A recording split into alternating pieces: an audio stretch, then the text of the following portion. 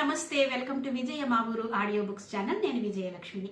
Friends, నవల స్రవంతిలో శ్రీ ఇందు రమణ గారి reporter నవల ధారావాహికగా మీకు వినిపిస్తున్నాను కదా. మరి ఈ రోజు రిపోర్టర్ నవల ధారావాహిక 9వ భాగం వినిపించబోతున్నాను. మరి నవల ఇప్పటి వరకు సాగినటువంటి కథ ఒక ఎత్తు అయితే, ఇక మీదట జరగబోయే కథ మరో ఎత్తులో ఉంటుంది.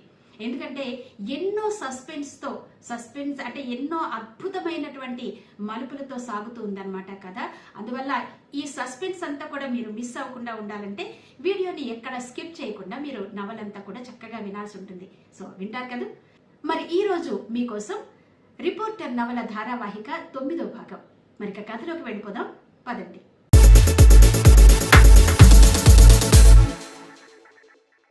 ఆనంద్ మనసులో లేదు. పుణ్యానికి పోతే పాపం ఎదురైందని అన్నట్టు తానెరుగని తప్పుకి శిక్ష అనుభవించాల్సి వస్తోంది. ప్రియాంకని నేరుగా తీసుకెళ్లి ఆమె ఇంటి దగ్గర దించేశాడు ఆనంద్.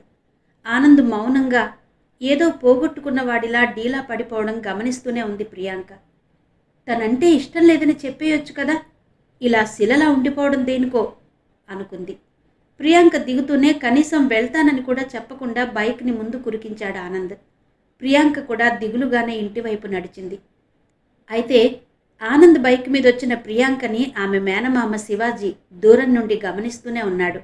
ప్రియాంక విసవిస నడుచుకుంటూ గేటు దగ్గరకు రావడంతోనే అక్కడ కాపలాగా ఉన్న గూర్ఖా పరుగున వెళ్లి గేటు తీశాడు.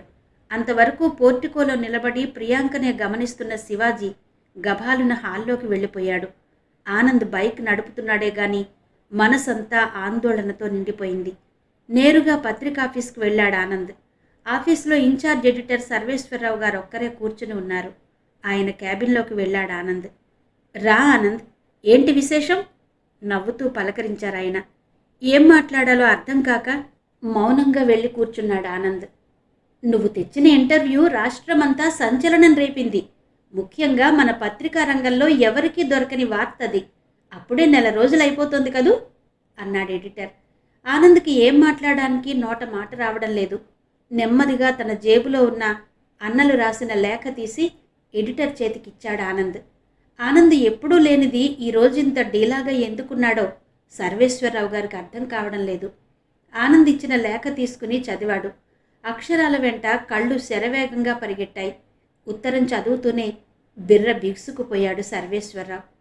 ఆనంద్, ఇది నీకెలా వచ్చింది? ఆందోళనగా అడిగాడు ఎడిటర్. ఈరోజే, ఇప్పుడే నిర్లిప్తంగా అన్నాడు ఆనంద్. ఎడిటర్ సర్వేశ్వరరావుకి ఏం చెప్పాలో అర్థం కాలేదు. ఏం చెప్పినా అది అబద్ధంలానే అనిపిస్తుంది. ఏం చెయ్యాలి? ఈ ఘోరాన్ని ఆపడం ఎలా? ఆనంద్, డోంట్ వర్రీ, మనం అన్నలతో సంప్రదింపులు జరుపుదాం. వాళ్ళు నిన్ను అర్థం చేసుకునేలా చేద్దాం. అయినా అక్కడ జరిగిన ఎన్కౌంటర్లో నీ ప్రమేయం లేదని వాళ్ళు నమ్మాలి ఆలోచిస్తూ అన్నాడు సర్వేశ్వరరావు. లేదు సార్, సమస్య నా వలన ప్రారంభమైంది కనుక నేనే దీన్ని సాల్వ్ చేసుకుంటాను సార్. మీరిప్పుడిచ్చిన సలహా బాగుంది. నేను మీరిచ్చిన దారిలోనే అప్రోచ్ అవుతాను. వస్తా సార్ అంటూ నిలబడ్డాడు ఆనంద్. ఆనంద్, పోలీస్ కమిషనర్ గారికి తెలియచేస్తేనో సందిగ్ధంగా అన్నాడు ఎడిటర్ సర్వేశ్వరరావు. వద్దు సార్, ఎలా జరిగేది అలాగే జరుగుతుంది. వదిలేయండి సార్ అంటూ మరి మాట్లాడకుండా వెనుతిరిగాడు ఆనంద్. ఆ మర్నాడు యూనివర్సిటీకి వెళ్తూనే డెమోక్రటిక్ స్టూడెంట్స్ లీడర్ సురేష్ని వెళ్ళి కలిశాడు ఆనంద్. సురేష్కి కూడా తల తిరిగిపోతోంది. ఆనంద్ ఇచ్చిన లేఖ చదువుతూనే స్కూటర్ పార్కింగ్ దగ్గరున్న సిమెంట్ బల్ల మీద కూలబడిపోయాడు. ఆనంద్, దీనికంతటికీ కారణం నేనేరా అంటూ బాధపడ్డాడు సురేష్. అదేం లేదు, ఈ సమస్యని పరిష్కరించే దారి ఆలోచించు సురేష్ పక్కనే కూర్చుంటూ అన్నాడు ఆనంద్. ఇంతలో డెమోక్రటిక్ స్టూడెంట్స్ యూనియన్ నాయకులు, కార్యకర్తలు 15 మంది వారిద్దరి దగ్గరకు వచ్చి చేరుకున్నారు. అందరూ ఆ లేఖ చదువుతూనే ఆనంద్ని సానుభూతితో కౌగిలించుకుని ధైర్యం చెప్పారు. సుజాతక్క ఎంతో మంచిది. తన ప్రాణాలొడ్డి నన్ను రక్షించింది. ఆ రోజు నేనుండగానే ఎన్కౌంటర్ జరిగిందంటే ఇందులో నా ప్రమేయం ఎలా ఉంటుందిరా చెప్పండి? ఎంతో మానవతా విలువల కల సుజాతక్క మరణం నన్నెంత బాధించిందో తెలుసా? అయినా అందరికీ ఆశలుంటాయి, ఆశయాలుంటాయి. కానీ ఇలా ప్రాణం మీదకు తెచ్చుకుని ఏం సాధిద్దామనిరా? సమాజానికి సేవ చెయ్యాలంటే ప్రాణాలే అర్పించాలా? ప్రజల మధ్య ఉండి ప్రజలతో మమేకమై సామాజిక చైతన్యం తేలేమా? అమ్మా నాన్నలకి దూరమై అయిన వాళ్ళు నా అన్న వాళ్ళకి కాకుండా అడవుల్లో చీకట్లో చావడం ఎంత అన్యాయంరా. పాపం తమ జీవితాలనే పణంగా పెట్టి ప్రాణాలు బలిచ్చి ఇదంతా ఎందుకురా ఆలోచించండి అని అంటూనే అక్కడి నుంచి వాళ్ళని వదిలి వడివడిగా నడుచుకుంటూ వెళ్ళిపోయాడు ఆనంద్. దూరం నుండి ఆనంద్ను చూస్తూనే చంటి ఆనంద్ కేసి రావడం చూసి డెమోక్రటిక్ విద్యార్థులందరూ ఎవరి మట్టుకు వారు విడిపోయి వెళ్ళిపోయారు. ఏరా అలా ఉన్నావు అంటూ ఆనంద్కి ఎదురొచ్చి అడిగాడు చంటి. ఆనంద్ ఏం మాట్లాడకుండా ముందుకు నడిచాడు. ఆనంద్ చేతిలో రెపరెపలాడుతున్న కాగితం చూసి ఏంటబ్బా అనుకుంటూ గభాలున ఆనంద్ చేతిలోని కాగితం లాక్కున్నాడు చంటి. అయినా ఆనంద్ అదేం పట్టించుకోకుండా వడివడిగా నడుస్తూనే ఉన్నాడు. ఆనంద్ మెదడు మొద్దుబారిపోయింది. మృత్యువు మీద పడి చంపడానికి రెడీగా ఉందన్నంత భయంగా ఉంది. ఎవరు ఏం చెయ్యలేరు. ఏం జరిగినా తానే ఎదుర్కొనే స్థితిలో ఉండాలి. మానసికంగా ధైర్యం కూడగట్టుకోవాలి. ఎలా ఆలోచిస్తున్నాడు. ఆలోచిస్తూ నడుస్తున్నాడు ఆనంద్. ఆనంద్ చేతిలోని లేఖ చదువుతూనే అదిరిపడ్డాడు చంటి. ఒరే ఆనంద్, ఏంట్రా ఇది? నాకు భయంగా ఉందిరా అంటూ ఆనంద్ని పట్టుకుని కుదిపేసరికి ఇహానికొచ్చాడు ఆనంద్. చంటి చేతిలో అన్నలు రాసిన లేఖ చూస్తూనే గభాలన లాక్కుని మడిచి షర్ట్ జేబులో పెట్టుకున్నాడు ఆనంద్. ఇది నీకెలా వచ్చిందిరా ఆశ్చర్యంగా అన్నాడు ఆనంద్. మతిపోయిన వాడిలా నడిచొస్తున్నావు. నేనెదురై పలకరించినా పట్టించుకోలేదు. అప్పుడు ఈ లేఖ నీ చేతిలో ఉంది అన్నాడు చంటి. అంతే, గభాలున చంటి నోరు మూశాడు ఆనంద్.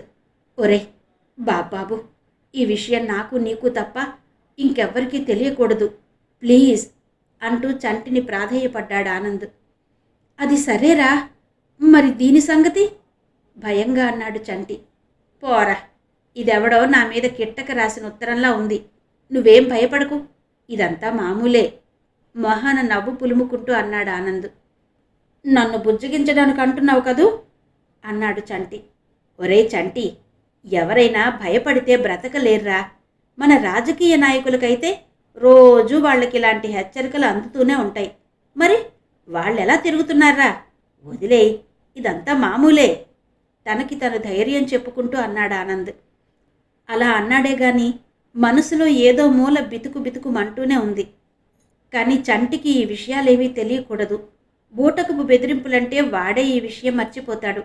లేకపోతే ఇంట్లోనూ మానస వాళ్లతోనూ చెప్పేస్తాడు అనుకుంటూ రా క్లాస్కు పోదాన్రా అంటూ చంటి చెయ్యి పట్టి లాక్కెళ్ళిపోయాడు ఆనంద్.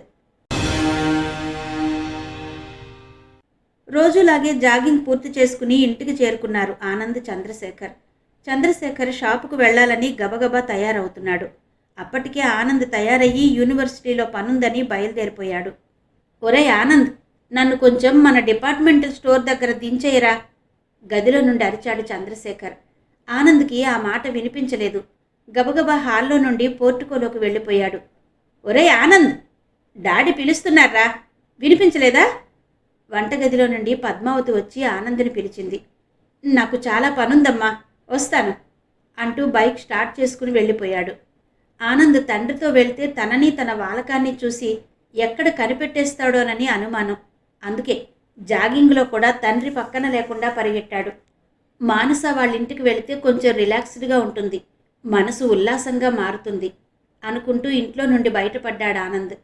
చంద్రశేఖర్ తయారై వచ్చి ఆనంద్ వెళ్ళిపోవడం గమనిస్తూనే ఉస్సురంటూ సోఫాలో కూలబడిపోయాడు. 2 రోజులుగా చూస్తున్నాను, వీడి వాలకం ఏదో తేడాగా లేదు భార్యతో అన్నాడు చంద్రశేఖర్. మీకన్నీ తేడాగానే కనిపిస్తాయి. టైం అవుతోంది, వెళ్ళండి. పాపం కస్టమర్స్ ఎంతసేపని బయట ఉంటారు చిరాగ్గా అంటూ వంటగదిలోకి వెళ్ళిపోయింది పద్మావతి. తల్లి కొడుకులు ఎప్పటికీ ఇంతే, తనని పట్టించుకుంటేనా అనుకుంటూ మూలనున్న డొక్కు స్కూటర్ బయటకు తీశాడు చంద్రశేఖర్. 10 సార్లు కిక్ కొట్టి కొట్టి కాళ్ళు అలసిపోయి నిలబడిపోయాడు. స్కూటర్ క్రింద పడుకోబెట్టి పైకి లేపి కిక్ కొట్టాడు. ఏవండి, మతిపోయిందా? నిక్షేపం లాంటి స్కూటర్ని మనిషిలా కింద మీద పడేస్తారెందుకు? వంటగదిలో నుండి మొగుడి చేష్టలు గమనిస్తున్న పద్మావతి చీర చెంగుతో చెయ్యి తుడుచుకుంటూ పోర్టుకోలోకి వచ్చింది. పెట్రోల్ అందడం లేదని అలా పడుకోబెట్టా, అయినా నా గోల నీకెందుకు అంటూ స్కూటర్ స్టార్ట్ చేశాడు.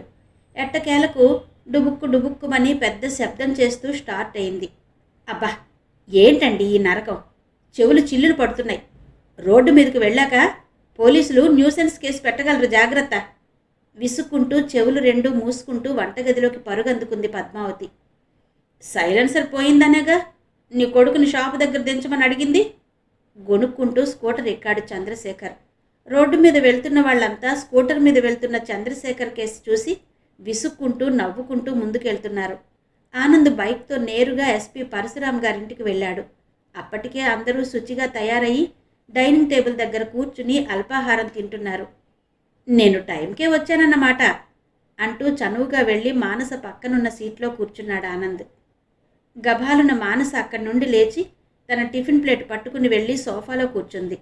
ఆనంద్కి మానస ప్రవర్తన అర్థం కాలేదు, కానీ అవేం పట్టించుకోలేదు. శోభితాదాస్, ఏది నీ చేత్తో నాకు టిఫిన్ వడ్డించమ్మా, ఎలా ఉందో టేస్ట్ చేసి చెప్తాను చలాకీగా నవ్వుతూ అన్నాడు ఆనంద్. అయితే అప్పటికే శోభితాదాస్ టిఫిన్ ప్లేట్ ఆనంద్ ముందరుంచింది. ఆనంద్ కూర్చోగానే లేచి వెళ్ళిపోయిన మానస కేసి చూస్తున్నారు రిటైర్డ్ ఎస్పీ పరశురాం దంపతులు. ఇద్దరి మధ్య ఏదో ప్రచ్ఛన్న యుద్ధమే జరిగినట్టుంది. మానస ఆనంద్ మీద కోపంగా ఉన్నట్టు ఇట్టే తెలిసిపోతోంది. ఆనంద్ మొహంలో ఆ జాడలే కనిపించడం లేదు. భార్యాభర్తలిద్దరూ మౌనంగా టిఫిన్ చేస్తూ ఆనంద్ మానసులను గమనిస్తూ కూర్చున్నారు. ఆనంద్ టిఫిన్ చేయడం ముగించి వాష్ బేసిన్ దగ్గర చేతులు కడుక్కుంటూ అన్నాడు, మానస, రెడీయేనా? నిన్ను బస్టాప్ దగ్గర దించేయినా? కేకేశాడు. అక్కర్లేదు, మాకు కాళ్ళున్నాయి, నడిచి వెళ్ళగలం నిర్లక్ష్యంగా అంది మానస. అయ్యో, ఇన్నాళ్ళు మరి ఆ కాళ్ళు ఎక్కడికి వెళ్ళాయో నవ్వుతూ అన్నాడు ఆనంద్. బుద్ధి గడ్డి తిని మొరాయించాయి. నీ పని చూసుకో, నాకు దారి తెలుసు, వెళ్ళగలను అంటూ టిఫిన్ ప్లేట్ వంటగదిలో ఉన్న సింక్లోకి విసిరేసి తన గదిలోకి పరుగందుకుంది మానస. వస్తానంటీ, వస్తానంకుల్. మానసకి బాగాలేదు, నా మీద ఎందుకో కోపంగా ఉంది అంటూ బయలుదేరబోయాడు ఆనంద్. ఈ మధ్య మీరు కూడా మా మానసుని మరిచిపోయి ఆ గుండ్రాయి నెక్కించుకుని తిరుగుతున్నారుగా, అందుకేనేమో అంది పని మనిషి శోభితాదాస్. అదే సమయంలో అక్కడికి వచ్చాడు చంటి. అదిగో వాడే నా గుండ్రాయి, అందుకేనా చిరాగ్గా ఉంది మానస నవ్వుతూ అన్నాడు ఆనంద్. ఎవడ్రా గుండ్రాయి? నేను లేనని నా మీద కుళ్ళు జోకులు వేసుకుంటున్నారట్రా హాల్లోకి వస్తూ అన్నాడు చంటి. పద పద, ఇక్కడంతా అయిపోయింది, బయట ఎక్కడన్నా తిందువు గాని చంటిని రెక్క పట్టుకుని లాక్కుపోతూ అన్నాడు ఆనంద్. ఏరా, రోజు తినడానికే వస్తున్నాననుకుంటున్నావా? ఏదో ఆంటీ వాళ్ళు మిగిలింది ఏం చెయ్యాలో తెలియక బాధపడతారని తింటున్నాను గాని నాకు లేక ఆకలై కాదు, తెలుసా కోపంగా అన్నాడు చంటి. పోనీలే, పద, ఈరోజు నీకు ఆ బాధ లేదు అంటూ చంటిని లాక్కుపోబోయాడు ఆనంద్. ఓరకంట శోభితాదాస్ని చూసి కన్ను గీటాడు ఆనంద్. పోనీలే ఆనంద్, ఇదిగో రా చంటి, వేగంగా తింటే నువ్వు ఆనంద్ కలిసి వెళ్ళిపోదురు గాని నవ్వుతూ పిలిచింది రాజేశ్వరమ్మ. చూసావరా, నువ్వు ఉన్నావు, నా కడుపు కొట్టాలని చూస్తావు, మిత్రద్రోహి అంటూ గభాలున వెళ్ళి టిఫిన్ ప్లేట్ లాక్కుని నిలబడి గబగబా 2 ముద్దల్లో లాగించేశాడు చంటి. ఇంతలో తన గదిలో నుండి యూనివర్సిటీకి వెళ్ళడానికి పుస్తకాలు పట్టుకుని మానస హాల్లోకి వచ్చింది. చంటి, మనం బస్సులో వెళ్దాం, వస్తావా అంటూ చంటిని పిలిచింది మానస. లేదు, నేను ఆనంద్ కలిసి దారిలో టిఫిన్ చేసి వస్తాం, నువ్వు పద అంటూనే వాష్ బేసిన్ దగ్గరికి వెళ్ళాడు చంటి. టిఫినా? మళ్ళీనా? ఆశ్చర్యంగా అంది మానస. ఇదెక్కడ సరిపోతుందమ్మా, మధ్యాహ్నం వరకు క్లాసులో నిరాహార దీక్ష చెయ్యాలి అన్నాడు చంటి. చచ, ఎలాగో పొండి, నేను వెళ్తా అంటూ విసురుగా వెళ్ళిపోయింది మానస. ఆనంద్ మనసు చివుక్కుమంది. తనక్కడున్నా తనతో మాట్లాడకుండా వెళ్ళిపోయింది. ఎందుకో అర్థం కావడం లేదు. తనకే మనసు బాగాలేక ఇక్కడికి వచ్చాడు. అంతా మరచిపోయి సరదాగా గడపాలనుకున్నాడు. కానీ మానస చేదరింపులు మళ్ళీ తనకి అన్నల హెచ్చరికను గుర్తు చేస్తున్నాయి. ఇంకా సోఫాలో స్తబ్దుగా కూర్చుని ఉండిపోయాడు ఆనంద్. చంటి డైనింగ్ టేబుల్ దగ్గర కూర్చుని టిఫిన్ చేస్తున్నాడు. మానస చేష్టల వల్ల ఆనంద్ నొచ్చుకుంటున్నాడని గ్రహించారు పరశురాం. ఆనంద్, మానస చిన్నపిల్ల, తల్లి తండ్రి లేని పిల్ల. చిన్నప్పుడే మానస కళ్ళ ముందు తల్లిదండ్రులను పోగొట్టుకున్నాక తనకెవరూ లేరని ఎన్నాళ్ళో కుమిలి కుమిలి ఏడ్చింది. ఇదిగో ఇప్పుడిప్పుడే మనలో కలుస్తోంది బాధగా ఆనంద్కి చెప్పారాయన. ఎలా అంకుల్? ఆశ్చర్యంగా అన్నాడు ఆనంద్. ఆ రోజు మానసను స్కూల్లో జాయిన్ చేయాలని వాళ్ళమ్మ తయారవుతోంది. హాస్టల్లో వేద్దామని మానస తండ్రి అభిప్రాయం. వద్దని మా అమ్మాయి. అది చిలికి చిలికి గాలివానగా మారింది. మానస తల్లి కోపంగా వంటగదిలోకి వెళ్ళి ఒంటి మీద కిరోసిన్ పోసుకుని మొగుణ్ణి బెదిరించింది. ఆయనేమో గదిలోకి వెళ్ళి తలుపులు బిడాయించుకున్నాడు. తను ఎంతలా ఏం చేస్తున్నా భర్త వినడం లేదని కోపంతో అగ్గిపుల్ల వెలిగించింది. అది జారి మీద పడి కాలిపోయింది. అదంతా అక్కడ ఉన్న మానస కళ్ళారా చూసింది. భార్య మంటల్లో కాలిపోతోందని అందరూ వచ్చి మానస తండ్రికి చెప్పడానికి తలుపులు కొడితే ఆయన తీయలేదు. తీరా తలుపులు బద్దలు కొట్టి చూస్తే ఫ్యాన్కి ఉరిపోసుకుని ఉన్నాడు. బాధగా ఏడుస్తూ చెప్పారు పరశురాం. మానస తల్లిదండ్రుల కథ విని ఆనంద్ బాధతో విలవిల్లాడిపోయాడు. ఆ కథ విన్నాక ఆనంద్లో ధైర్యం వచ్చింది. ఎవరైనా ఏదో రోజు పోవాల్సిందే కదా అనుకున్నాడు మనసులోనే. రారా ఆనంద్ అంటూ టిఫిన్ ముగించి అన్నాడు చంటి. వస్తానంటీ, వస్తా అంటూ ఆనంద్ చంటితో బయటకొచ్చాడు. నేరుగా యూనివర్సిటీకి వెళ్ళిపోదావురా బైక్ స్టార్ట్ చేస్తూ అన్నాడు ఆనంద్. నీ ఇష్టం రా, దారిలో నీ కస్టమర్లు ఎవరైనా తగిలితే హోటల్లో కూర్చుందావురా బేలగా చూస్తూ అన్నాడు చంటి. కస్టమర్లా? ఆశ్చర్యంగా అన్నాడు ఆనంద్. అదేరా, వార్తలు రాయమని నీ చుట్టూ తిరుగుతారే, అదే చోట నాయకులు అన్నాడు చంటి. అయితే బైక్ ముందు కురికిస్తూ అన్నాడు ఆనంద్. అడివరం వైపు పోనివ్వరా, అరిలోవ రూట్లో వెళ్దాం. ఆనంద్కి ఎలా వెళ్లాలో చెప్తూ అన్నాడు చంటి. ముందిది చెప్పు, చోట నాయకులు తగిలితే అయోమయంగా అడిగాడు ఆనంద్. ఆగుతాం, హోటల్లో కూర్చుని పిచ్చాపాటి మాట్లాడి టిఫిన్ చేసి మళ్ళీ బయలుదేరిపోతాం అన్నాడు చంటి చిన్నగా నవ్వుతూ. వార్తలు రాయడం కోసం వాళ్ళ దగ్గర టిఫిన్ లంచంగా తినమంటావు, అవునా? కోపంగా అన్నాడు ఆనంద్. నువ్వు తినకురా, నేను తింటాను ఆనందంగా అన్నాడు చంటి. ఛ, తిండిపోతు వెధవా, నోరు మూసుకోరా అంటూ బైక్ స్పీడ్ పెంచి అడవివరం దాటి అరిలోవ రోడ్డులోకి పోనిచ్చాడు ఆనంద్. చంటి అన్నట్టు అడవివరం 4 రోడ్ల జంక్షన్ దగ్గర ఏదో పార్టీ కార్యకర్తలిద్దరు చెయ్యెత్తి ఆనంద్ బైక్ని ఆపడానికి ప్రయత్నిస్తున్నారు. ఆనంద్ వాళ్ళని చూసి చూడనట్టే బైక్ని పరుగులు పెట్టించాడు. అయితే అక్కడ కొద్ది దూరంలో పాన్ షాప్ దగ్గర నిలబడి ఒక వ్యక్తి ఆనంద్ బైక్ మీద వెళ్లడం గమనిస్తూ నిలబడ్డాడు. ఆ వ్యక్తిని ఆనంద్ గమనించలేదు. అతను ఆనంద్ మీద పగతో ఆనంద్నే టార్గెట్ చేసుకుని తిరుగుతున్న తీవ్రవాదని ఎవరికీ తెలీదు. యూనివర్సిటీ ఆవరణలోకి ఆనంద్ చంటి బైక్తో సహా ప్రవేశించారు. బైక్ పార్క్ చేసి వచ్చాడు ఆనంద్. ఆనంద్ చంటి మాట్లాడుకుంటూ ఆర్ట్స్ కాలేజీ గ్రౌండ్లోకి చేరుకున్నారు. అదే సమయంలో ప్రియాంక కారులో వచ్చింది. కాలేజీ గేటు దగ్గరే ప్రియాంక కారు దిగిపోయింది. డ్రైవర్ కారు తీసుకెళ్లి ఓ మూల పార్క్ చేశాడు.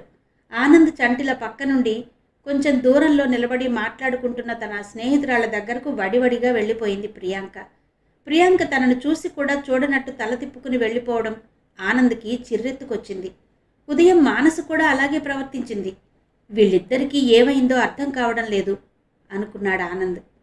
చంటి, నువ్విక్కడుండ్రా అంటూ తన చేతిలో బుక్స్ చంటి చేతికిచ్చి ప్రియాంక దగ్గరకు విసురుగా వెళ్ళాడు ఆనంద్.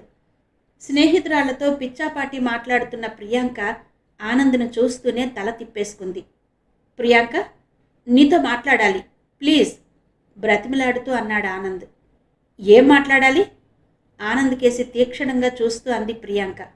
చెప్తాగా, రా అంటూ ప్రియాంక చెయ్యి పట్టుకుని యూనివర్సిటీ క్యాంటీన్ కేసి నడిచాడు ఆనంద్.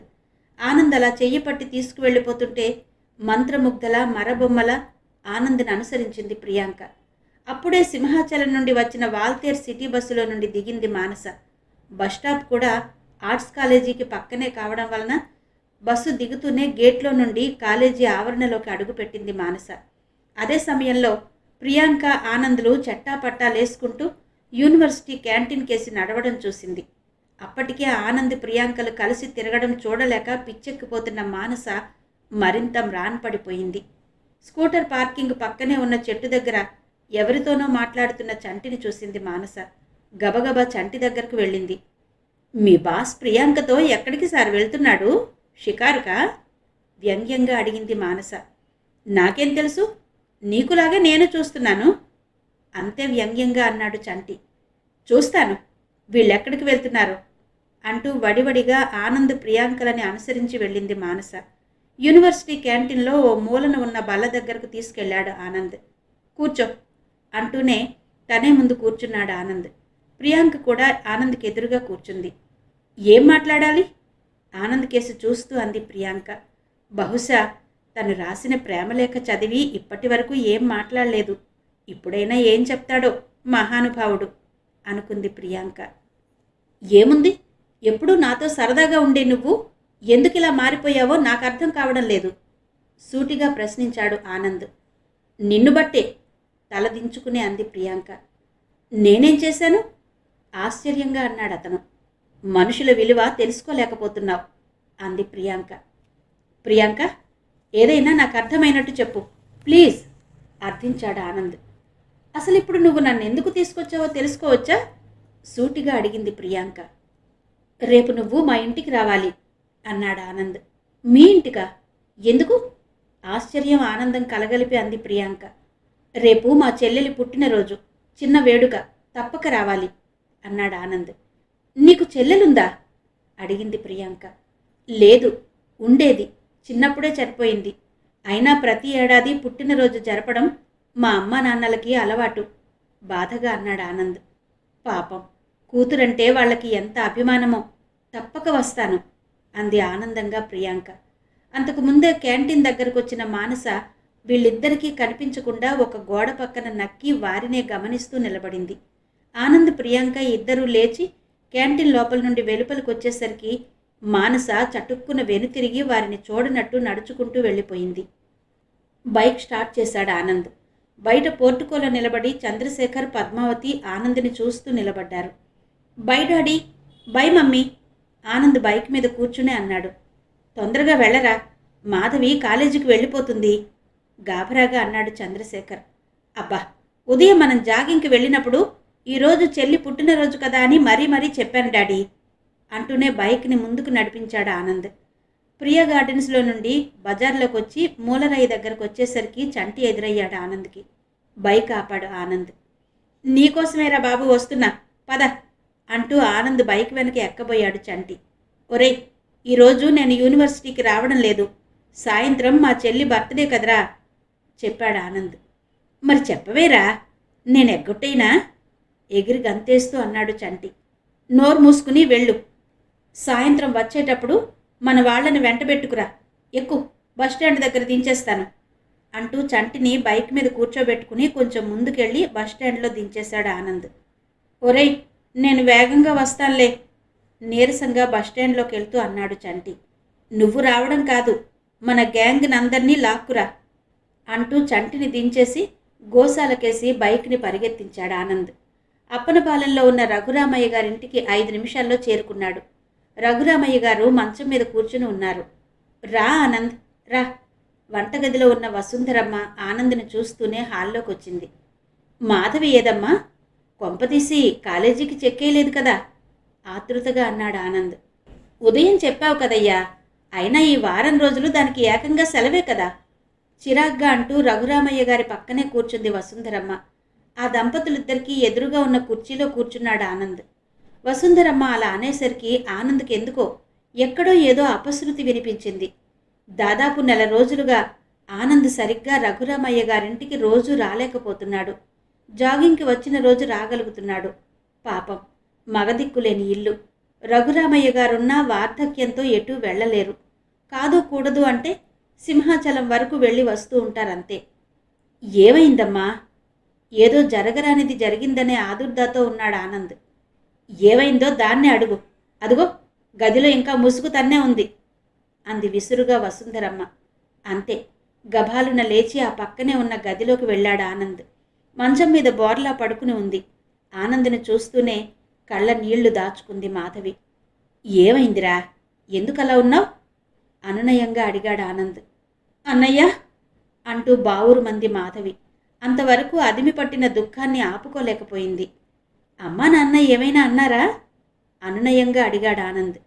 కానీ కాలేజీలో ఏదో జరిగి ఉంటుంది, అది తెలిసి ఇంట్లో ఏదో అన్నారు, అందుకే ఇలా ముసుగు తన్ని పడుకుంది అనుకున్నాడు ఆనంద్.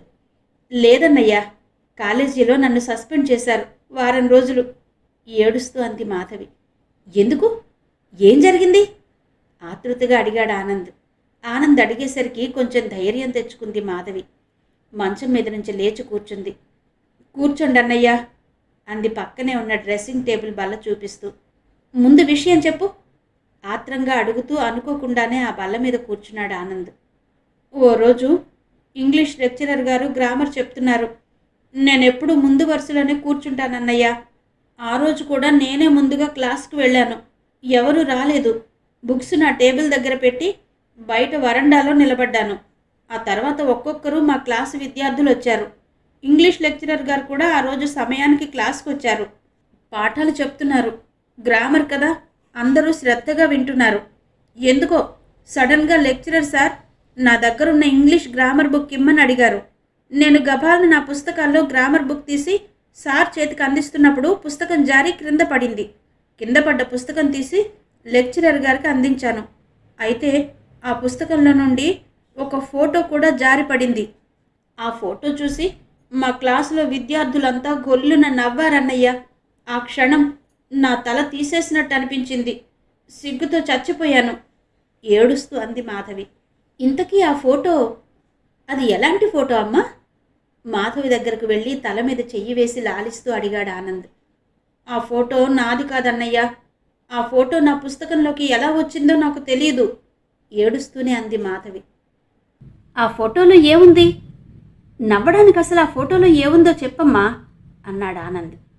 ఆ వెధవ ఫోటో అది. ఎప్పుడూ నా వెంటపడి వేధిస్తుంటాడే ఆ వెధవ, రోగ్, చెత్త వెధవ ఫోటో అది కసిగా తిట్టుకుంటూ చెప్పింది మాధవి. ఎవడా వెధవ చెప్పు, నేను వాడి సంగతి చూస్తాగా. ఏడవకు. మాధవి మాటలకు లోలోన నవ్వుకుంటూ లాలనగా అన్నాడు ఆనంద్. ఆ వెధవకి నేనే బుద్ధి చెప్పానన్నయ్యా. వెధవ అవమానంతో తలదించుకున్నాడు. ఏడుపాపి ఆనంద్ కళ్ళలోకి చూసి చిన్నగా నవ్వుతూ అంది మాధవి. ఇంతకీ ఏం చేసావమ్మా? నవ్వాపుకుంటూ అన్నాడు ఆనంద్. క్రింద పడ్డ ఫోటోని మా లెక్చరర్ గారే ముందు తీశారన్నయ్యా. ఈ ఫోటో నీ దగ్గర నీ పుస్తకంలోకి ఎలా వచ్చింది మాధవి అని నన్ను నిలదీసి అడిగారు. నాకేం తెలియదు సార్ అని చెప్పాను. అయినా ఆయన వినకుండా మళ్ళీ అడిగారు. ఆయన అలా అడుగుతుంటే అందరూ ముసుముసుగా నవ్వుకుంటున్నారు. ఆ ఫోటోలో ఉన్న వెధవని కూడా నిలబడమని చెప్పి నీ ఫోటో మాధవి దగ్గరకు ఎలా వెళ్ళిందని అడిగితే ఆ వెధవ మాట్లాడకుండా నిలబడ్డాడు. ఆ సమయంలో నాకొచ్చిన కోపం అయితే ఆ వెధవ నా ముందర ఉంటే, నా చేతిలో గాని యాసిడ్ బాటిల్ ఉంటే ఆ వెధవ ముఖం మీద వేసేద్దామా అన్నంత కోపం వచ్చింది అంటూ ఆగింది మాధవి. కొంపదీసి యాసిడ్ గాని పోసేయలేదు కదా? మాధవిని నవ్వించడానికి అన్నట్టు కవ్వింపుగా అన్నాడు ఆనంద్. ఊరుకో అన్నయ్య, నా దగ్గర యాసిడ్ ఎక్కడుంది? కానీ నేను ఆ క్షణంలో కోపంగా వెళ్ళి మా లెక్చరర్ గారి దగ్గర ఫోటో లాక్కుని పరపర ముక్కలు చించేసి క్రింద పడేసి నా ఎడమ కాలితో తొక్కేసి కసినంతా తీర్చుకున్నాను అంది మాధవి. వెల్డన్, మంచి పని చేశావు నవ్వుతూ అన్నాడు ఆనంద్. నువ్వు మంచి పని అన్నావా? వాళ్ళేమో నేను తప్పు చేశానంటున్నారు బాధగా అంది మాధవి. ఇందులో తప్పేముంది? ఆశ్చర్యంగా అన్నాడు ఆనంద్. ఆ ఫోటో నేను అలా చించేయకూడదట. చించేసి కోపంగా కసిగా అలా కాళ్లతో తొక్కకూడదట ఉక్రోషంగా అంది మాధవి. ఎవరన్నారమ్మా? ఆ లెక్చరరా అడిగాడు ఆనంద్. సార్ అంటే బావుణ్ణు, వాడే ఆ వెధవ కాలేజీలో పెద్ద గొడవ చేశాడు. ప్రిన్సిపల్ దగ్గరకు వెళ్ళి నా మీద ఫిర్యాదు చేశాడు ఏడుస్తూ చెప్పింది మాధవి. అదేం న్యాయం? ఒక అమ్మాయి పుస్తకాల్లో తన ఫోటో పెట్టి అందరి ముందు అల్లరి చేసి తిరిగి నీ మీదే ఫిర్యాదు చేస్తాడా? మీ లెక్చరర్కి ప్రిన్సిపాల్కైనా బుద్ధి ఉండాలి కదా కోపంగానే అన్నాడు ఆనంద్. వాళ్ళంతా ఒక్కటే అన్నయ్య. అందరూ కలిసి నాదే తప్పని వారం రోజులు కాలేజీకి రాకుండా సస్పెండ్ చేశారు బోరుని ఏడుస్తూ అంది మాధవి. అదేంటమ్మా, ప్రిన్సిపల్కి కూడా బుద్ధి లేదు కోపంగానే అన్నాడు ఆనంద్. ప్రిన్సిపల్ ఏం చేస్తారన్నయ్య, కరెస్పాండెంట్ గారే ఆ వెధవకి మద్దతుగా నిలబడ్డాక అంది మాధవి. కరెస్పాండెంట్ వరకు వెళ్ళిందా ఈ తగాదా ఆశ్చర్యంగా అన్నాడు ఆనంద్. ఈ వెధవ కరెస్పాండెంట్ కొడుకే కదన్నయ్యా, మరింక ప్రిన్సిపల్ ఏం చేస్తాడు కోపంగా అంది మాధవి. ఆనంద్కి విషయమంతా అర్థమైంది. కొడుక్కి వత్తాసు పలికిన కరెస్పాండెంట్ మాధవిని దోషిని చేశాడు. పాపం అమాయకురాల్ని అందరి ముందు చులకన చేశాడు అనుకున్నాడు ఆనంద్. సరేలే, నువ్వు ముందు లేచి వేగంగా తయారవ్వు. ఇంటి దగ్గర మమ్మీ డాడీ ఎదురు చూస్తున్నారు అంటూ హాల్లోకి వచ్చాడు. అప్పటికే వసుంధరమ్మ టిఫిన్ తయారు చేసి రెడీగా ఆనంద్ కోసం హాల్లో డైనింగ్ టేబుల్ మీద పెట్టింది. ముందు టిఫిన్ చేసేయి ఆనంద్ అన్నారు రఘురామయ్య. అయ్యో, ఎలాగూ ఇంటికి వెళ్తాం కదా అంకుల్ అన్నాడు ఆనంద్. మాధవి రెడీ అయ్యేసరికి మధ్యాహ్నం అయిపోతుంది కానీ నువ్వు ముందు టిఫిన్ చేసేయి అన్నారాయన. రఘురామయ్య గారు అలా అనేసరికి ఆనంద్ మరిక కాదనలేక టిఫిన్ చేయడానికి ఉపక్రమించాడు. అంకుల్, మీ పెన్షన్ వగైరా తీసుకురావాల్సిన పనేమైనా ఉందా? టిఫిన్ చేస్తూ అడిగాడు ఆనంద్. మొన్న నువ్వు జాగింగ్కి రాలేదు కదా, అప్పుడు నాన్నగారే పాల ప్యాకెట్లు పట్టుకొచ్చారు. ఆ రోజే నాన్నగారు బ్యాంకుకు వెళ్ళి నా పెన్షన్ డ్రా చేసుకొచ్చారు. పాపం ఆయన్ని కూడా విసిగిస్తున్నాం బాధగా అన్నారు రఘురామయ్య గారు. అవునానంద్, నువ్వంటే చిన్నప్పటి నుంచి మా అబ్బాయితో కలిసిమెలిసి ఉండేవాడివి కనుక నువ్వు మాకు చేదోడు వాదోడుగా సహాయం చేస్తున్నావంటే పర్వాలేదు. మధ్యలో నాన్నగారికి కూడా మా బాధ్యతలు అప్పగించి పాపం ఆయనకి శ్రమ కలిగించడం బావుందా ఆనంద్? వంటింట్లో నుండి వస్తూ అంది వసుంధరమ్మ. చచా, ఊరుకోండి ఆంటీ, మా డాడీ అలా ఎప్పుడూ ఫీల్ అవరు అన్నాడు ఆనంద్. మా అబ్బాయితో స్నేహం చేసిన పాపానికి నీ మీద మా బాధ్యత అంతా పడేశాం. ఏం చేస్తాం, ముసలివాళ్ళం. మాధవి చూస్తే ఆడపిల్ల, చిన్నపిల్ల, కాలేజీకే వెళ్తుందా, ఇంటి పనులే చక్కబెడుతుందా బాధగా అంది వసుంధరమ్మ. ఆంటీ, మీరు నన్ను పరాయివాడిగా చూస్తున్నారు, ఇదేం బాగాలేదు నొచ్చుకుంటూ అన్నాడు ఆనంద్. అది కాదు ఆనంద్, నువ్వు చదువుకుంటున్నావు కదా. మా అబ్బాయి ఇంటి నుండి వెళ్ళిపోయిన దగ్గర నుండి ఈ 2 ఏళ్లలో నువ్వు ఏనాడు మా అవసరాలు విడిచిపెట్టలేదు. అనుక్షణం మాకేం కావాలో మా పనులేంటో తెలుసుకుని సహాయం చేస్తున్నావు. నీ రుణం ఎలా తీర్చుకోగలం? కొడుకు లేడన్న మనోవేదనతో బాధగా అన్నారు రఘురామయ్య గారు. అంకుల్, మీరిలా బాధపడితేనే నేను మీ కళ్ళకు కనిపించను, సరేనా? టిఫిన్ చేయడం మధ్యలో ఆపేస్తూ అలుగుతూ అన్నాడు ఆనంద్. అయ్యో, మధ్యలో లేవకూడదు, కూర్చో. ఇక ఎప్పుడు ఇలా బాధపడంలే. నువ్వే మా అబ్బాయివి, నువ్వే మా కన్నీను అంది వసుంధరమ్మ. అది అలా అనండి, మీ బాధ్యతంతా నాది. మాధవి నా చెల్లెలు. పదే పదే పారిపోయిన శంకర్ని తలుచుకుని నన్ను దూరం చేయకండి చిన్నగా అన్నాడు ఆనంద్. ఇంతలో తన గదిలో నుండి మోడ్రన్ డ్రెస్ వేసుకుని అందంగా ముస్తాబై వచ్చింది మాధవి. అన్నా, నేను రెడీ అంది హాల్లోకి వచ్చి. రా, నువ్వు కొంచెం టిఫిన్ చెయ్యి అన్నాడు ఆనంద్ ముద్ద గొంతులో ఉండగానే. అమ్మా, నాకు టిఫిన్ పెట్టమ్మా అంటూ ఆనంద్ పక్కనే కూర్చుంది మాధవి. మాధవిని అలా చూసేసరికి వసుంధరమ్మకి మనసంతా ఉప్పొంగిపోయింది. పాపం మాధవి 2 రోజులుగా కాలేజీలో సస్పెండ్ అయిన దగ్గర నుంచి సరిగ్గా తిండి తినలేదు, నిద్రపోలేదు. అసలు ఈ 2 రోజులు గదిలో నుండి బయటకు రావడానికే ఇష్టపడేది కాదు. అలాంటిది ఆనంద్ ఏం చెప్పాడో గాని చాలా హుషారుగా ఆనందంగా తయారై వచ్చింది. టిఫిన్ పెట్టమని అడుగుతోంది. కూతుర్ని చూసి మనసులోనే పొంగిపోయింది వసుంధరమ్మ. మాధవి అలా టిఫిన్ పెట్టమని అడగడంతోనే పరుగున వెళ్ళి ప్లేట్తో వచ్చింది. రఘురామయ్య గారు కూడా కూతుర్ని చూసుకుని మురిసిపోయారు. ఆ ఆనందంలో, మంచినీళ్లు పెట్టవే, ఒక్క టిఫిన్ పెడితే సరిపోతుందా హుషారుగా అన్నారు రఘురామయ్య గారు. ఆనంద్ వాళ్ళని చూసి మనసులోనే నవ్వుకున్నాడు. మాధవిని మా ఇంటికి తీసుకువెళ్తాను అంకుల్, ఈరోజు చెల్లి పుట్టినరోజు కదా అన్నాడు ఆనంద్. పాపం మీ అమ్మా నాన్నలను చూస్తుంటే బాధ కలుగుతోంది ఆనంద్. ఏడాది పిల్లప్పుడే పోయిన పిల్లకి ప్రతి ఏడాది గుర్తు పెట్టుకుని పుట్టినరోజు చేయడం చూస్తుంటే వాళ్ళెంతటి ప్రేమమూర్తులో అర్థమవుతుంది బాధగా అన్నాడు రఘురామయ్య. బాధెందుకు అంకుల్, మాధవి కూడా మా చెల్లెలే కదా. మా మమ్మీ డాడీ కూడా మాధవిలో పోయిన కూతుర్ని చూసుకుంటున్నారు అన్నాడు ఆనంద్. పదన్నయ్యా, వెళ్దాం. అమ్మా, వెళ్ళొస్తాను. నాన్న, మీరు జాగ్రత్త, సాయంత్రానికి వచ్చేస్తాను అంది మాధవి. సాయంత్రం మీరు రండి అంకుల్, ముగ్గురు కలిసి వచ్చేయచ్చు అన్నాడు ఆనంద్. మీ అంకుల్ని తీసుకురావాలంటే ఏదో ఊరు ప్రయాణం అయినట్టే, ఆటోలు దొరకాలి, దొరికితే ఎలాగైనా వస్తానులే అంది వసుంధరమ్మ. వస్తాం అంకుల్, వస్తాం ఆంటీ అంటూ ఆనంద్ అక్కడి నుంచి రోడ్డు మీదకి వచ్చాడు. మాధవి కూడా ఆనంద్ వెనకే హుషారుగా పరిగెడుతూ అతన్ని అనుసరించింది. ఆనంద్ బైక్ స్టార్ట్ చేశాడు. వెనకే ఎక్కి కూర్చుంది మాధవి. ఎదురుగా సింహపురి కాలనీలో ఉన్న పాన్ షాప్ దగ్గర నిలబడి ఒక వ్యక్తి రఘురామయ్య గారింటికేసి చూస్తున్నాడు. ఆనంద్ మాధవి బైక్ మీద బయలుదేరడం చూసి ఆనంద్ కంటపడకుండా మొహం తిప్పేసుకున్నాడు అతను. ఆనంద్ ఇదేదీ గమనించలేదు. సింహపురి కాలనీలో నుండి బయలుదేరి వేపగుంట వైపు బైక్ని మళ్లించాడు. ఇటేటన్నయ్యా, మన ఇల్లు సింహాచలంలో కదా? ఆశ్చర్యంగా అంది మాధవి. సరిగ్గా కూర్చో, నువ్వే చూస్తావుగా ఎక్కడికి వెళ్తున్నామో అంటూ బైక్ని ముందు కురికించాడు ఆనంద్. రఘురామయ్య గారి ఇంటి దగ్గర నుండి జేబులో ఉన్న సెల్ తీసి ఎవరికో రింగ్ చేశాడు. సెల్ చెవి దగ్గర పెట్టుకుని రఘురామయ్య గారి ఇంటికేసి చూస్తూ నిలబడ్డాడు. వేపగుంట మెయిన్ రోడ్లో గోపాలపట్నం కేసు దూసుకుపోతోంది ఆనంద్ బైక్. ఎక్కడికన్నయ్యా? వెనక నుండి నెమ్మదిగా అంది మాధవి. మీ కాలేజీకి చెప్పాడు ఆనంద్. అయ్యో, కాలేజీకా? ఎందుకు? గొడవలొద్దన్నయ్యా ప్రాధేయపడుతూ అంది మాధవి. గొడవెందుకు చేస్తాం? న్యాయంగా అడుగుదాం. నీకెవరూ లేరనే కదా వాళ్ల దందా, అది చూద్దాం అంటూనే గోపాలపట్నంలోనే మాధవి చదువుతున్న కాలేజీ దగ్గరకు వెళ్ళి బైక్ ఆపాడు ఆనంద్. సత్య కళాశాల బోర్డు చూశాడు. ప్రభుత్వ గ్రాంట్లతో నడుస్తున్న ఎయిడెడ్ కాలేజీ. ఆ కాలేజీ పక్కనే పోలీస్ స్టేషన్ ఉంది. బీఆర్టీఎస్ రోడ్డు కావడం వలన ఆ చివర ఈ చివర ఉన్న రోడ్ల మీద చిన్న వాహనాలు నడుస్తున్నాయి. మధ్య రోడ్డులో సిటీ బస్సులు మాత్రమే ప్రయాణిస్తున్నాయి. ట్రాఫిక్ అంతరాయం లేదు గనుక సిటీ బస్సు ప్రయాణానికి ఎలాంటి ఢోకా లేదు. సింహాచలంలో బస్సు ఎక్కితే వైజాగ్ ఆర్టీసీ కాంప్లెక్స్కి 15 గంటలో చేరిపోవచ్చు. కాలేజీ ముందు బైక్ పార్కింగ్కి జాగా కనిపించలేదు.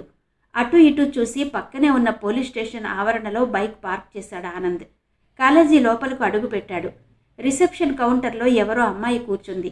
కాలేజీ ఫీజులు వగైరాలు వసూలు చేసుకుంటోంది. ఇంకో మూలనున్న కుర్రాడు కాలేజీ గురించి తెలియజేస్తూ ముద్రించిన పబ్లిసిటీ పాంప్లెట్స్ వచ్చిన వారికి ఇస్తున్నాడు. ఎవరు కావాలి సార్? కౌంటర్లో ఉన్న అమ్మాయి ఆనంద్ని పలకరించింది. ఆనంద్ వెనకే నిలబడ్డ మాధవిని చూస్తూనే ప్రశ్నార్థకంగా మొహం పెట్టింది ఆ అమ్మాయి. ప్రిన్సిపల్ గారిని కలవాలి హుందాగా అన్నాడు ఆనంద్. సార్ లోపల కరెస్పాండెంట్ గారితో మీటింగ్లో ఉన్నారు చెప్పిందా అమ్మాయి. అర్జెంటుగా కలవాలి చెప్పాడు ఆనంద్. కుదరదు sir, college academic year complete అయిపోతోంది కదా, రాబోయే ఏడాది కోసం చర్చల్లో ఉన్నారు అంది. అయినా పర్లేదు అంటూ తన విజిటింగ్ కార్డు తీసి ఆమె చేతికిచ్చాడు ఆనంద్. సార్, మీరు రిపోర్టరా? ఒక్క క్షణం అంటూ గభాలన లేచి ప్రిన్సిపల్ గదిలోకి పరుగందుకుందా అమ్మాయి. అన్నయ్య, ఎందుకొచ్చిన గొడవ? వెళ్ళిపోదాం నెమ్మదిగా ఆనంద్ చెవిలో గొణుగుతూ అంది మాధవి. ఇంతలో అమ్మాయి గాభరాగా వచ్చింది. సార్, మిమ్మల్ని మా ప్రిన్సిపల్ గారు రమ్మన్నారు, వెళ్ళండి సార్ అంటూ దగ్గరుండి ప్రిన్సిపల్ రూమ్ దగ్గరకు తీసుకెళ్ళింది ఆనంద్ను. ఆ వెంటే మాధవి కూడా వెళ్ళింది. నువ్వు బయట ఇక్కడ కూర్చో, నేను లోపల ప్రిన్సిపల్ గారితో మాట్లాడొస్తాను అంటూ ప్రిన్సిపల్ గదిలోకి వెళ్ళాడు ఆనంద్. మాధవి ప్రిన్సిపల్ రూమ్ బయట కూర్చుంది. అద్దాలతో ఉన్న ఏసీ ఛాంబర్ కావడం వలన లోపల ఉన్నవాళ్లు మాధవికి కనిపిస్తున్నారు, కానీ మాటలు వినిపించవు. ఆనంద్ లోపలికి వెళ్ళగానే ప్రిన్సిపల్ కరెస్పాండెంట్ లేచి నిలబడి షేక్ హ్యాండ్ ఇవ్వడం మాధవి గమనిస్తూనే ఉంది. రండి ఆనంద్ గారు, రండి. మీరేం పని మీద వచ్చారో తెలుసుకోవచ్చా అడిగాడు ప్రిన్సిపల్. మా కాలేజీ ప్రకటనల కోసమే అయితే మరో వారం రోజుల్లో యాడ్స్ రిలీజ్ చేస్తాం కరెస్పాండెంట్ కల్పించుకుంటూ అన్నాడు. నాకు యాడ్ అడిగే అలవాటు లేదు సార్, ఇవ్వడం ఇవ్వకపోవడం మీ ఇష్టం. ఏ పత్రిక ఎక్కువ సర్క్యులేషన్ ఉంటుందో దానికి ఇచ్చుకుంటారు నిలబడే అన్నాడు ఆనంద్. అయ్యో, నిలబడే ఉన్నారు, కూర్చోండి సార్ ప్రిన్సిపల్ అన్నాడు. ప్రిన్సిపల్ ఎదురుగా ఉన్న కుర్చీలో కూర్చున్నాడు ఆనంద్. మా కాలేజీలో మీకు పనేంటో చెప్పండి సార్, ఈ మాత్రం దానికి మీరు రావాలా? ఎవరినన్నా పంపించినా పనై ఉండేది కదా కరెస్పాండెంట్ నవ్వుతూ అన్నాడు. అయితే గది బయట మాధవిని అప్పుడే చూసిన ప్రిన్సిపాల్కి విషయం అర్థమైపోయింది. కరెస్పాండెంట్ మాత్రం మాధవిని గమనించలేదు. మా చెల్లెలు మాధవిని మీరు కాలేజీ నుండి సస్పెండ్ చేశారు, ఎందుకో తెలుసుకుందామని సూటిగా ప్రశ్నించాడు ఆనంద్. ఆనంద్ అడుగుతున్న విషయం కరెస్పాండెంట్కి ఒక అంతటా అర్థం కాలేదు. అయోమయంగా ఆనంద్ కేసి చూశాడు. మాధవి మీ చెల్లాయా సార్? ఏదో చిన్న గొడవ, పెద్ద విషయం కాదు సార్ గాభరాగా అన్నాడు ప్రిన్సిపల్. ఈ విషయం చిలవలు పలవలు చేసి పత్రికల్లో వార్తగా రాస్తే కాలేజీ పరువు పోతుందని ప్రిన్సిపల్ భయం. రాబోయే విద్యా సంవత్సరంలో కొత్త విద్యార్థులు కాలేజీ గడప కూడా తొక్కరు. చిన్న విషయమైతే వారం రోజులు సస్పెండ్ చేయడం, విద్యార్థుల్లో ఈ అమ్మాయికి ఎంత పరువు తక్కువ ఆలోచించలేకపోయారు అవునా కోపంగానే అన్నాడు ఆనంద్. ప్రిన్సిపల్ ఆనంద్ల సంభాషణ విన్నాక గాని కరెస్పాండెంట్కి విషయం అర్థం కాలేదు. ఎవరితోనైనా తగాదా పెట్టుకోవచ్చు, పత్రికలతో వివాదం వినాశనానికి దారి తీస్తుందని తెలుసు. అందుకే గాభరాగా లేచి నిలబడ్డాడు కరెస్పాండెంట్. ఆ అమ్మాయి మీ చెల్లెలని తెలియదు సార్, మీకు గాభరా ఏం లేదు, ఇప్పుడే సస్పెన్షన్ రద్దు చేసేద్దాం, ఈరోజే మీ చెల్లాయిని కాలేజీకి వచ్చేయమనండి గాభరాగా అన్నాడు కరస్పాండెంట్. సస్పెన్షన్ రద్దు చేయడం కాదు సార్, పోయిన పరువు తిరిగొస్తుందా? ఆ వెధవ ఎవడో వచ్చి మా చెల్లెలికి క్షమాపణ చెప్పాలి, లేదా నేను దీన్ని ఎంతవరకైనా తీసుకెళ్తాను సీరియస్గా అన్నాడు ఆనంద్. ప్రిన్సిపల్ కరస్పాండెంట్ల మాటలను బట్టి తప్పు ఎవరిదో అర్థమైపోయింది ఆనంద్కి. అందుకే ఇంకా బింకంగా మాట్లాడాడు. దాందే ఉంది సార్, ఇప్పుడే మా వాణ్ణి పిలిచి క్షమాపణ చెప్పిస్తాను, సరేనా? ఆందోళనగా అన్నాడు కరస్పాండెంట్. సరిగ్గా అదే సమయంలో క్లాస్ అవర్ అయిపోయినట్టుగా విద్యార్థులు రిలాక్స్ అవ్వడానికి అన్నట్టు ఇంటర్వెల్ మోగింది. క్లాస్ రూముల్లో ఉన్న విద్యార్థులంతా బయటకొచ్చారు. ప్రిన్సిపల్ రూమ్ దగ్గర కూర్చున్న మాధవిని చూస్తూనే చాలామంది అమ్మాయిలు అబ్బాయిలు అక్కడికొచ్చి మాధవిని పలకరిస్తున్నారు. కరస్పాండెంట్ కొడుకు కూడా స్టైల్గా ప్రిన్సిపల్ గది దగ్గరకొచ్చి మాధవిని చూస్తూనే పాపం పసిపాప ఎవరికోసమో ఎదురు చూస్తున్నట్టుంది అంటూ పకపక నవ్వాడు. అతని వెనకే ఉన్న అతని మిత్ర బృందం కూడా కోరసులా నవ్వారు. ఇంతలో ప్రిన్సిపల్ గది బయటకొచ్చి కరస్పాండెంట్ కొడుకును లోపలకు పిలిచాడు. ప్రిన్సిపాల్ అంతటి వాడు సీట్లో నుండి వెలుపలకొచ్చి పిలవడంతో గర్వంగా తల ఎగరేసి లోపలికి వెళ్ళాడు కరస్పాండెంట్ కొడుకు. ఆనంద్ ప్రిన్సిపల్ గదిలో నుండి వెలుపలకొచ్చి మాధవి దగ్గర నిలబడ్డాడు. ఆనంద్ని చూస్తూనే గాభరాగా లేచి నిలబడింది మాధవి. కాలేజీకి వచ్చిందే గాని సిగ్గుతో ముడుచుకుపోయింది. ఇప్పుడు విద్యార్థులందరూ వచ్చి పలకరిస్తూ ఉంటే తల కొట్టేసినట్టుగా ఉంది. రా అన్నయ్య, వెళ్ళిపోదాం చిరాగ్గా అంది మాధవి. ఉండు వెళ్దాం అని అంటూ ఉండగానే ప్రిన్సిపల్ గదిలో నుండి కరస్పాండెంట్ తన కొడుకు రెక్కపుచ్చుకుని వెలుపలికొచ్చాడు. అతని వెనుకే ప్రిన్సిపల్ కూడా గది బయటకొచ్చాడు. అప్పటికే మాధవి రావడం, ప్రిన్సిపల్ గదిలో చర్చలు అన్నీ గమనిస్తున్న విద్యార్థులంతా అక్కడ పెద్ద గుంపుగా మూగారు. మాధవి, తప్పయింది, క్షమించమ్మా, నీ సస్పెన్షన్ తొలగించాము, నువ్వు ఈ క్షణమే కాలేజీకి రావచ్చు మాధవితో అన్నాడు ప్రిన్సిపల్. మాధవికి మతిపోయింది. ప్రిన్సిపల్ అంతటి వ్యక్తి వచ్చి క్షమాపణ చెప్పేసరికి ఆనందంతో ఉబ్బి తబ్బిబ్బైపోయింది. అవునమ్మా, మా వెధవది తప్పు అని తెలియక నిన్నే దోషి అనుకున్నాం హుందాగా అన్నాడు కరస్పాండెంట్. అయ్యో, మీరంతా నాకెందుకు సార్ క్షమాపణ చెప్పడం, నేను మీ స్టూడెంట్ని సిగ్గుగా అంది మాధవి. వెధవ, చెప్పరా, ఇంత మంచి అమ్మాయిని అల్లరి చేయడానికి నీకు బుద్ధి లేదురా? చెప్పు, ఆ అమ్మాయి కాళ్ళు పట్టుకుని క్షమాపణ చెప్పు కోపంగా కొడుకు భుజం మీద చరుస్తూ అన్నాడు కరస్పాండెంట్. కరస్పాండెంట్ కొడుకు రాజేష్కి తల తిరిగిపోయింది. కాలేజీలోని విద్యార్థులందరి ముందు మాధవి కాళ్ల మీద పడి క్షమాపణ చెప్పాలి. చెప్పకపోతే తండ్రి ఊరుకునేలా లేడు. సిగ్గుతో చచ్చిపోవాలన్నంత బాధగా ఉంది. ఏరా, తల తిరుగుతోందా? నేను చెప్తున్నది వింటున్నావా అంటూ రాజేష్ తల బలవంతంగా వంచబోయాడు కరస్పాండెంట్. అయ్యో, అతన్ని వదిలేయండి సార్, ఇంతమంది ముందు అవమానించడం బాగుండదు, ప్లీజ్ అంది మాధవి. చూడ్రా, ఆ అమ్మాయిని చూసి బుద్ధి తెచ్చుకో, చెప్పు, సారీ చెప్పు అన్నాడు కరస్పాండెంట్. చెప్పు రాజేష్, సారీయే కదా, తప్పు చేశాక తప్పదు కదా. ప్రిన్సిపల్ కూడా కరస్పాండెంట్కి వంత పలికాడు. ఇక చేసేది లేక మాధవి ముందర నిలబడి తల వంచుకుని సారీ చెప్పాడు రాజేష్. రాజేష్ అలా వినయంగా సారీ చెప్పడంతోనే చుట్టూ గుమిగూడిన విద్యార్థులంతా నవ్వుతూ కేకలు పెడుతూ కేరింతలు కొట్టారు. అమ్మాయిలంతా ఆనందంగా వచ్చి మాధవికి షేక్ హ్యాండ్ ఇస్తూ కౌగిలింతలతో అభినందనలు తెలిపారు. మాధవి మనసంతా ఉల్లాసంతో ఉప్పొంగిపోయింది. ఆరాధనా భావంతో ఆనంద్ కేసి చూసి పట్టరాని సంతోషంతో ఆనందిని కౌగిలించుకుంటూ థ్యాంక్స్ అన్నయ్యా అంటూ కళ్లలో నీళ్లు దించుకుంది. మాధవి కళ్ల నుండి ఆనందం పట్టలేక వచ్చిన ఆనంద భాష్పాలవి. విన్నారు కదండి, ప్రముఖ రచయిత శ్రీ ఇందూ రమణ గారి నవల రిపోర్టర్ ధారావాహిక 9వ భాగం విన్నారు కదా. మిగిలిన కథ తరువాతి భాగంలో వినిపిస్తాను. అంతవరకు సెలవు, నమస్తే.